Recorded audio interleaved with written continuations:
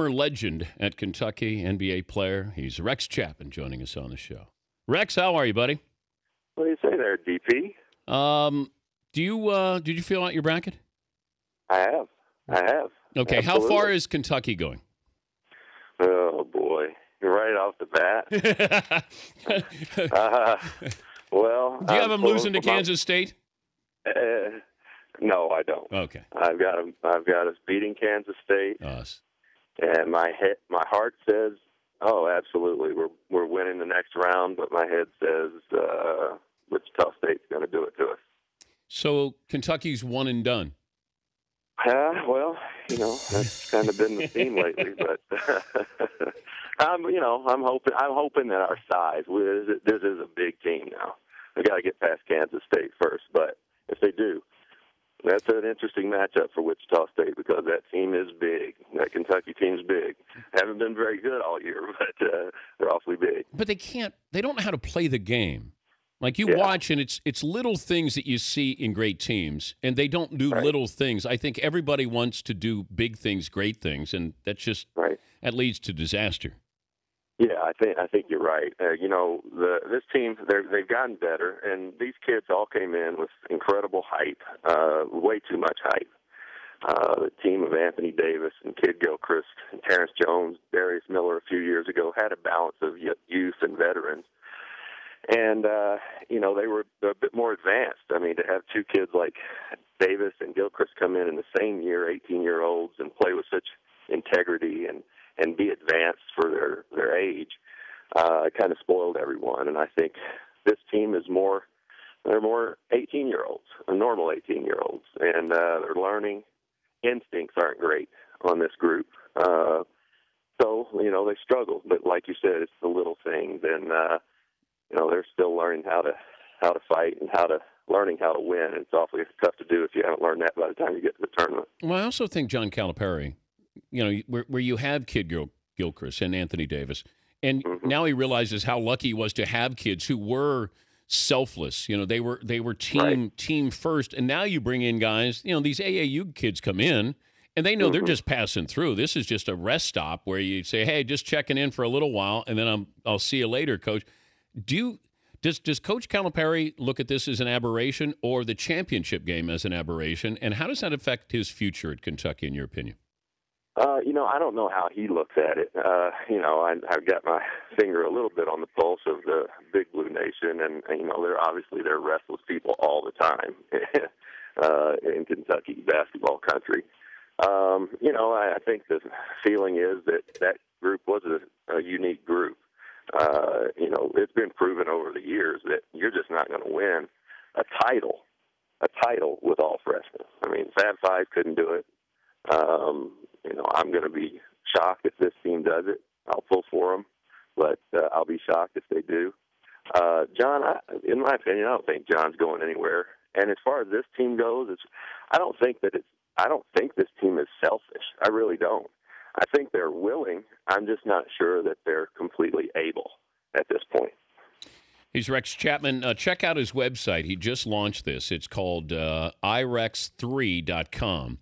And I went to the website, and you start talking about somebody who was stalking you. Yeah. Okay. Yeah. Now, was this a Louisville fan, or was this a Kentucky fan who was stalking you? This was a Kentucky fan. Okay, but why was it a girl or guy? It was a guy. It's a strange deal. Yeah, you have to. If you haven't heard the story, you have to check it out on the site. Okay, but why? Wait. Now, what I loved about it is you're sort of putting yourself out there. You're saying, "Hey, ask me whatever you want. I'm going to be honest with you." But when it came to a guy stalking you, what did he want from you?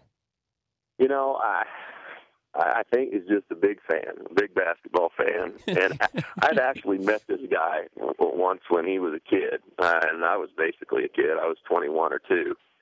And I met him with a couple other of his buddies who were about 15. And I ran into him just a few years ago as adults, grown-ups now. And I made a mistake of giving him my number. And And you're not talking about your number 3. You gave him all of the digits. Yeah, I gave him all of them. Oh, man. So one thing led to another. It ended up being a bad deal.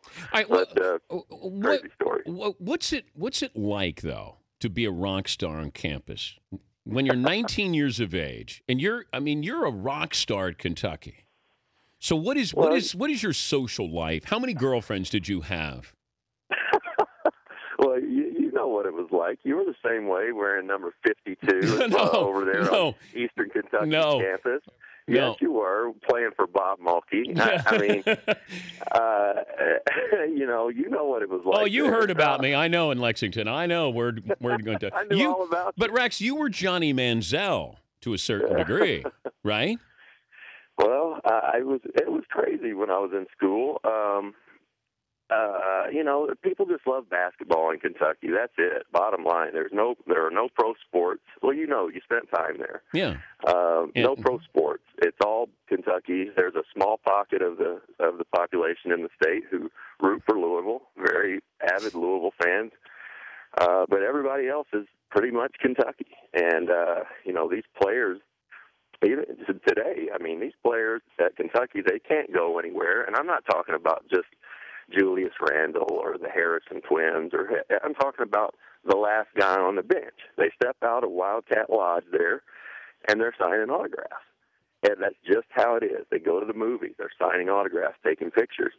That's just Kentucky basketball. It's hard to explain if you haven't, seen it up close and personal, if you haven't grown up in or around the state. It's very unique. And I spent years in Charlotte after I was drafted, playing with the Hornets. There's nothing like it. I assumed North Carolina was like that as well. It's not. There's so many schools and so many great schools in and around that region that, loyalties are divided. Indiana, maybe it's like that a bit, but they have the Pacers and other great schools in Indiana. What if there were phones? The cell phone cameras back when you were in Kentucky. Oh, just had this conversation with a buddy yesterday. He said, "Man, you'd either be dead or in prison." and he might be right. How many girlfriends? How many girlfriends did you have? Oh gosh, man. I was playing the field at the time. Just playing the field, having fun. I will say, no defense whatsoever. No defense. just bring, come on, anybody. Let's go. Let's go. I might not have been the greatest player at Kentucky, but I might have been also. but Kenny Walker and I think, probably maybe hold we're the two guys that took full advantage of our opportunities there at UK while on campus.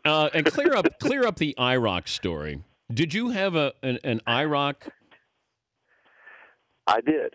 I had a Camaro Z28 when I was in college, and that's where the website name comes from, because even to this day, I still get asked 2 or 3 times a week, hey, man, did you have a car in college that instead of saying IROC Z on the side, it said IREX Z or IREX 3? Oh, man. And this has been going on for almost 30 years, Dan.